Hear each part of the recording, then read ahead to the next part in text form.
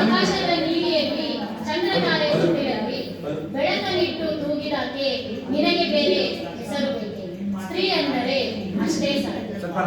ತಾಯಿಯಾಗಿ, ಮಡದಿಯಾಗಿ, ಮಗಳಾಗಿ, ಅಕ್ಕ ತಂಗಿಯಾಗಿ, ಗೆಳತಿಯಾಗಿ, ಮನೆಯ ದೀಪವಾಗಿ ಬೆಳಗುವಂತಹ ಮಹಿಳೆಗೆ ಇಂದು ಒಂದೇ ಗೂಡಿನ ಎಲ್ಲ ಮಹಿಳೆಯರಿಗೆ ಬೆನ್ನೆಲುಬಾಗಿ ನಿಂತಿರತಕ್ಕಂತಹ ಪುರುಷರಿಗೆ ಎಲ್ಲರಿಗೂ ನಮ್ಮ ಮಹಿಳಾ ದಿನಾಚರಣೆ ಕಾರ್ಯಕ್ರಮಕ್ಕೆ ತುಂಬು ಹೃದಯದ ಸ್ವಾಗತ, ಸುಸ್ವಾಗತ.